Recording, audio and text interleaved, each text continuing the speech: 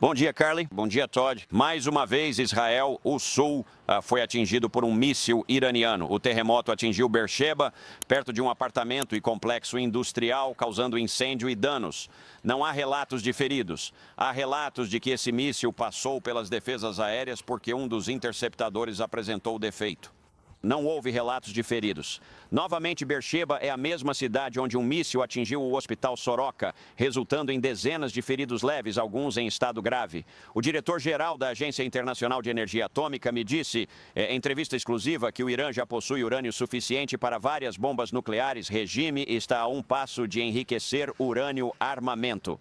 No entanto, ele disse que não viu planos para o Irã dar esse passo e acredita que, mesmo neste estágio, a diplomacia é o caminho para impedir que o Irã adquira uma arma nuclear. Acredito que existe uma maneira muito eficaz de tirar esse perigo iminente ou essa preocupação significativa da mesa de forma negociada e muito robusta e abrangente. Como eu disse anteriormente, tenho mantido conversas bastante produtivas.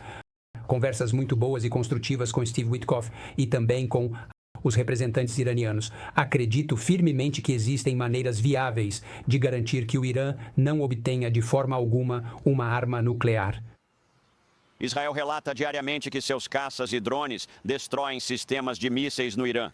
Hoje temos imagens disso. As forças de defesa de Israel dizem que ataques foram realizados em Isfahan e Teherã, afirmando que os equipamentos nessas imagens são instalações de radar e sistemas de mísseis para atacar aeronaves israelenses. Israel diz que seus caças desfrutam de superioridade aérea, o que significa que podem operar à vontade nos céus do Irã sem risco de serem abatidos. Carly e Todd. Mike, obrigado. Vamos trazer Behnam Ben Taleblu, pesquisador sênior da Fundação para a Defesa das Democracias. Behnam, é ótimo ver você. Muito obrigado por se juntar a nós. Ontem soubemos que o presidente Trump vai tomar sua decisão final dentro de 2 semanas sobre se os CCL vão tomar uma ação militar contra o Irã. Como você se sente em relação a esse prazo de 2 semanas? É um prazer estar com vocês e bom dia. Todos os olhos estarão voltados para o presidente Trump e o ZEUCA nessas 2 semanas, mas dado esse prazo, isso dá aos israelenses tempo significativo para enfraquecer as capacidades de ataque de longo alcance e neutralizar o aparato militar, nuclear e de mísseis do Irã. Então, caso o presidente decida intervir, os EUARUA terão menos trabalho aqui. Então, isso é consistente com a filosofia do presidente e a ideia de América em primeiro lugar. O que você acha da teoria de que a janela de 2 semanas de Trump é tática de adiamento para Israel realizar operação secreta em Fordo e destruir Fordo com bomba anti-bunker? Bem, uma operação secreta planejada para transportar o urânio seria 100% mais segura. Seria 100% uma forma mais segura, porque você não saberia se... Na verdade, você saberia se o urânio não foi destruído em algum tipo de explosão ou detonação. Mas, por outro lado, isso traz muito mais riscos. Eu não vejo isso, aliás, como algum tipo de operação secreta ou operação psicológica ou qualquer coisa assim, feita para ganhar tempo para isso. Na verdade, vejo isso como uma forma de dar tempo para que os iranianos percebam o quanto estão em apuros, o quanto perderam de forma crítica e o quanto o presidente Trump está dando a eles uma última chance antes de realmente pisar fundo aqui. Para ser honesto, olhando objetivamente como um observador externo, a única coisa que está entre o colapso desse regime e a morte certa é o presidente Trump. Então, o presidente Trump tem uma real capacidade de dizer ou desmantela ou então... Então, na última semana, e foi uma semana em que nós soubemos que Israel realmente atacou dentro do Irã, o eixo da resistência tem estado muito quieto. Hezbollah, os Houthis, o Hamas.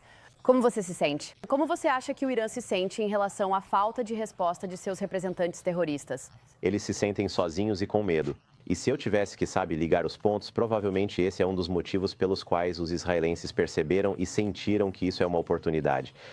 O fato de que o Hezbollah e o Hamas foram desarraigados e neutralizados, o fato de que os EUA estavam lidando com os Houthis, o fato de que as milícias xiitas no Iraque estavam com medo demais para atirar, ou cujos disparos não foram necessariamente impactantes ao longo das guerras do Oriente Médio pós 7 de outubro, significou que a República Islâmica perdeu um dos principais pilares de sua dissuasão convencional. Por outro lado, como se vê com a estratégia de mísseis também não tendo um desempenho tão bom, o outro pilar da dissuasão convencional do regime também ruiu. E dado o fato de que o regime está fraco internamente, economicamente falido, socialmente tem pouca ou nenhuma base interna, tudo isso explica por que os israelenses sentiram que era agora ou nunca. Quero acrescentar algo a todos os males que o regime atual está enfrentando neste momento. Apesar de se falar nessas negociações em andamento, será que realmente acreditamos que um fanático religioso de 86 anos, francamente, como você mencionou na última resposta, sem absolutamente nada a perder, vai realmente negociar? Essa é a minha grande preocupação aqui. Bem, a verdadeira arte do acordo para o presidente é fazer com que esse fanático de 86 anos que você mencionou, que é o ditador contemporâneo mais longevo do Oriente Médio, faça exatamente o que seu antecessor fez, o que ele chamou de beber do cálice envenenado, ou aceitar uma solução subótima, forçando-o a fazer o que ele não quer fazer. Mas no caso de sua ideologia, quase certamente, a sobrepor-se ao seu pragmatismo e ao seu desejo de sobrevivência, ele deve saber que o Zé Waibola tem toda a capacidade e toda a intenção de realmente ajudar a fazer com que uma nação que é uma nação de 88 milhões de pessoas não seja mais refém desse indivíduo de 86 há anos. Já mostramos um pouco da celebração que aconteceu em Nova Jersey quando Eden Alexander voltou para casa ontem. Vamos mostrar um pouco mais à medida que ele avança. Mas como você acha que essa guerra com o Irã está impactando os reféns que ainda permanecem em Gaza? Bem, há algumas pessoas dizendo que isso está ofuscando completamente a situação. Eu não vejo isso acontecendo de forma alguma. Se você está indo atrás do patrocinador dos vários grupos terroristas que o regime criou ou cooptou no Oriente Médio, você está fazendo a coisa certa porque está desconectando os pontos entre o patrono e o proxy. E quanto mais pressão você coloca sobre o patrocinador, mais influência Israel realmente tem sobre o proxy, seja na faixa de Gaza com o Hamas ou qualquer outro com quem pareça estar lutando, ocasionalmente o Hezbollah no norte ainda.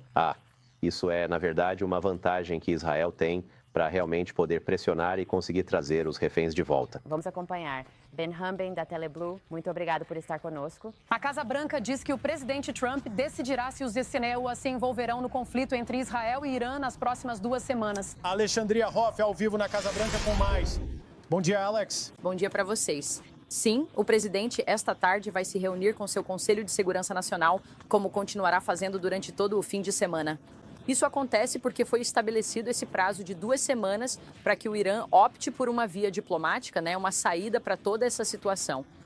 Isso é algo que a Casa Branca acredita que deve ser feito caso eles queiram evitar consequências graves. Tenho uma mensagem diretamente do presidente e cito: com base no fato de que há uma chance substancial de negociações que podem ou não acontecer com o Irã em um futuro próximo, tomarei minha decisão sobre ir ou não dentro das próximas 2 semanas. E ao dizer ir, eles querem dizer se envolver lá. Benjamin Netanyahu, de Israel, afirma que confia no julgamento do presidente Trump sobre isso e também que Israel, segundo ele, é capaz de destruir a ameaça nuclear do Irã por conta própria. Os Estados Unidos, porém, são a única nação no mundo que possui uma bomba capaz de alcançar o local de enriquecimento nuclear do Irã, Fordo, que foi construído profundamente na encosta de uma montanha. A Fox News foi informada de que a Casa Branca não tem dúvidas de que as chamadas Bunker Busters poderiam cumprir o objetivo.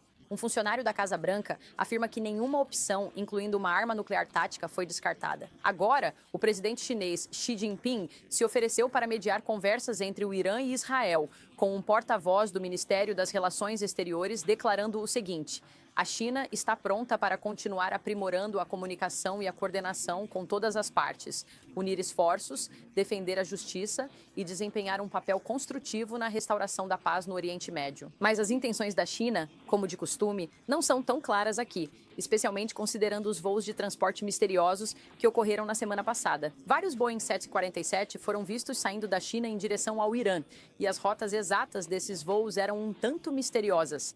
Uma coisa que queremos mencionar é que a Fox News acaba de confirmar que o FBI está aumentando a vigilância sobre possíveis operativos apoiados pelo Irã aqui nos Estados Unidos. Portanto, há algo acontecendo também no cenário doméstico para evitar um conflito no Oriente Médio. O presidente ainda está programado para comparecer à cúpula da OTAN, que acontecerá na semana que vem na Holanda, pessoal. Sim, essa é uma notícia importante, Alex. Sim. E a administração está aumentando o monitoramento de células apoiadas pelo Irã nos MUA. Como o presidente Trump Certo. Pondera a decisão, então tudo... Então o Irã saiu e disse que não iria desistir de enriquecer e que não iria se render. Então, obrigado, Alex, agradeço. Obrigado, Alex. Então, quero dizer sobre o que estamos falando. Por quê? Por que ter conversas?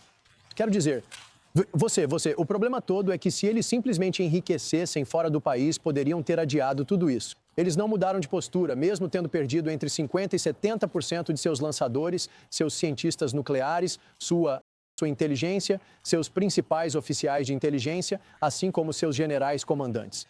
Então, eles já usaram quase todos os seus mísseis balísticos e ainda assim não querem mudar. Por que estamos sequer tendo conversas? Sobre o que os europeus estão falando, eles prometendo fazer por onde começa. Acho que foi inteligente Trump dizer, vamos negociar. Ele fez isso, deu 60 dias, passaram dos 60 dias e ele disse, estou perdendo a paciência. Então vamos ver o que acontece nas próximas semanas.